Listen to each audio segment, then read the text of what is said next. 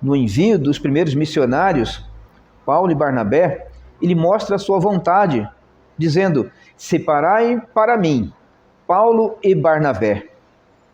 Isso mostra que ele é uma pessoa e ele quer direcionar a igreja para tal lugar, através de tais pessoas. A importância dos missionários que são escolhidos por Deus para levar a mensagem.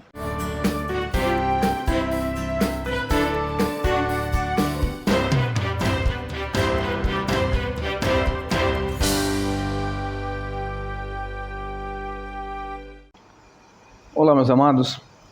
Hoje vamos falar a respeito do Espírito Santo. O Espírito Santo que conduz a igreja, consola a igreja e que preserva a igreja no meio deste mundo mau. Falaremos isto a partir de João capítulo 16, verso 8 até ao 11. Quando nós olhamos para o contexto geral deste capítulo, encontramos os discípulos recebendo a mensagem de que o Cristo irá para o Pai. Passará pelo sofrimento, passará pelas tribulações finais do seu ministério e será achado íntegro e justo diante de Deus, do Pai. Então irá para o Pai, mas não os deixará só, com medo e abandonados, mas enviará para eles o Consolador, o Espírito Santo, ou Deus Espírito Santo. Assim, quando o Senhor Jesus apresenta o Santo Espírito, agora de uma forma muito clara, ele o mostra como uma pessoa real, uma pessoa poderosa, uma pessoa divina, que partilha dos mesmos atributos que o Pai e que ele, o Filho.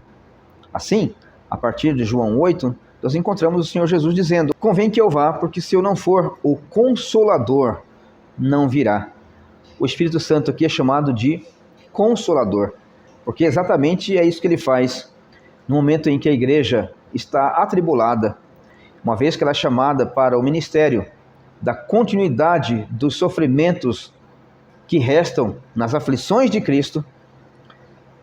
Ele tem esse papel de confortar, de consolar nas tribulações. O Espírito Santo vem para consolar os discípulos, porque eles levarão nas costas a cruz de Cristo, darão continuidade a esse sofrimento, e os cristãos posteriores.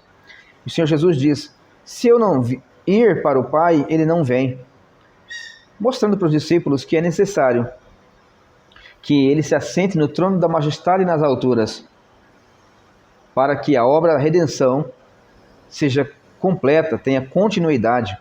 O Pai e o Filho enviam o seu Espírito.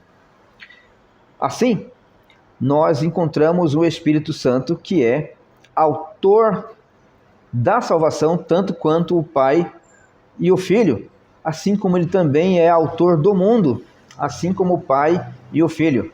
Se o Pai é criador, a Bíblia diz que por meio do Filho foram criadas todas as coisas, visíveis e as invisíveis.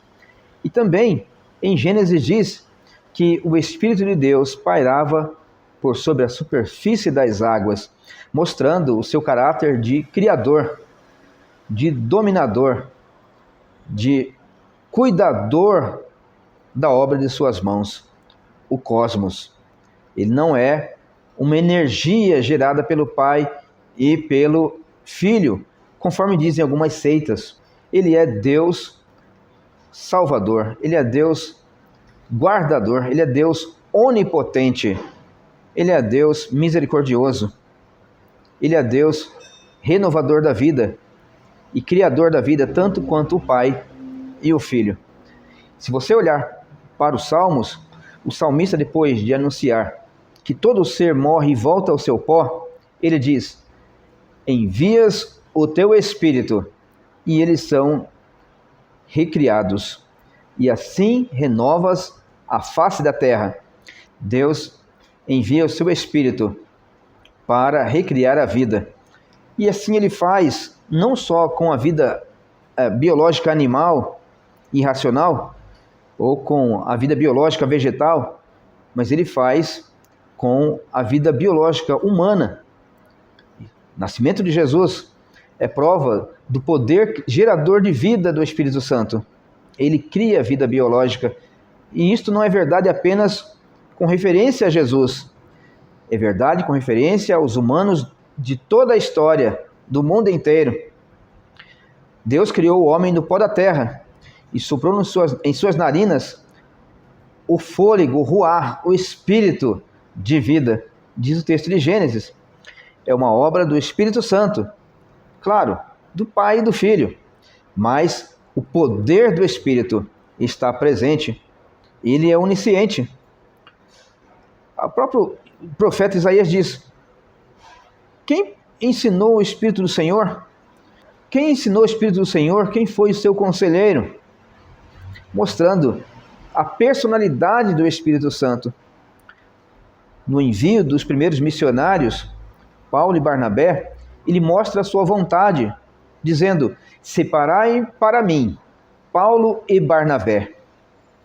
Isso mostra que ele é uma pessoa e ele quer direcionar a igreja para tal lugar, através de tais pessoas. A importância dos missionários, que são escolhidos por Deus para levar a mensagem.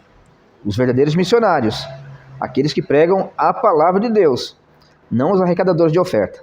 Tá? Não estou falando desse tipo de gente. Estou falando daqueles que se preocupam com a palavra, não encher templos, mas pregar a palavra com fidelidade, uma vez que eles são mensageiros. Então eles prezam por preservar a palavra revelada pelo Espírito nas Escrituras. O Espírito Santo, ele vem quando Cristo sobe aos céus e se assenta no trono celestial, mostrando que ele tem uma obra em comum com o Pai e com o Filho. E assim eles governam não somente a igreja, mas o mundo para a direção que eles desejam.